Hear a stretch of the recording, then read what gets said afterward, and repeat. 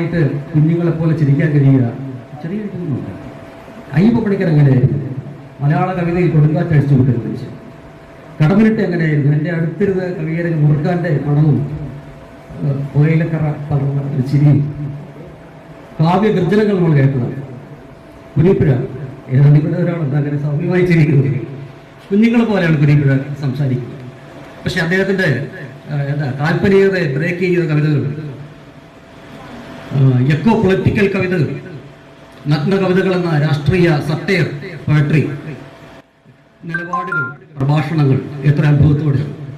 ഞാനിത് പറയുന്നത് ഒരു ചിരിയൊതുക്കി സൗമ്യമായി സംസാരിക്കുന്ന മീരാക്കുട്ടി സാറല്ല.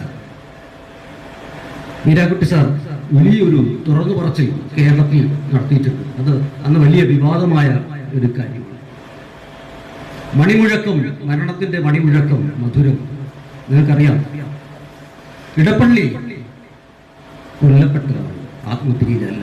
അങ്ങനെ ഒരു ഇച്ഛാശക്തി ഇല്ലാത്ത ഒരാളല്ല, ദുർബലനല്ല. ആ കവി ആത്മഹത്യ ചെയ്യില്ല.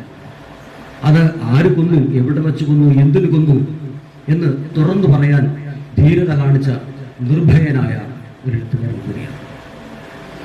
അങ്ങനെ കൂടി മീരാക്കുട്ടി സാറിനെ വായിക്കേണ്ടതുണ്ട്.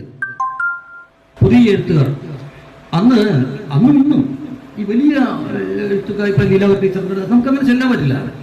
അന്ന് ആർക്കും മീരാക്കുട്ടി സാറിനെ സമീപിക്കാൻ പറ്റില്ല. അക്കാലത്തുണ്ടായിരുന്ന, എനിക്ക് ആശാമോഹനെ വലിയ ഇഷ്ടമാണ്, ഒരു പൊയറ്റിക് ലാംഗ്വേജ് ഒക്കെ ഉള്ളതുകൊണ്ട്. പക്ഷെ എനിക്ക് ഇപ്പം മനസ്സിലായിട്ടുള്ളതാണ് സത്യം.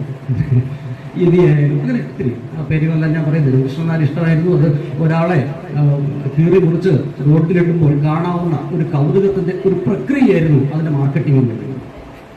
ഇതങ്ങനെയല്ല.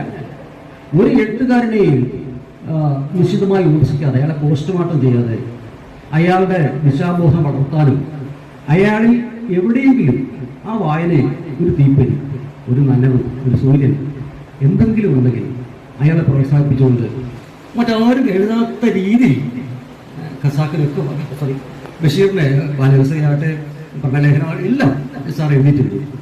അതിന് എനിക്ക് തോന്നിയിട്ടുള്ള, സ്വകാര്യമായിട്ട് എനിക്ക് തോന്നിയിട്ടുള്ള, നിങ്ങൾക്ക് തോന്നിയിട്ടുള്ള ഒരു സമാനത എന്ന് പറയുന്നത്, ഇന്ത്യൻ ക്ലാസിക്കുകൾ എടുത്താൽ ബഷീർ എത്രയോ പേർ മുന്നും പിന്നും എഴുതിയിരിക്കുന്നു.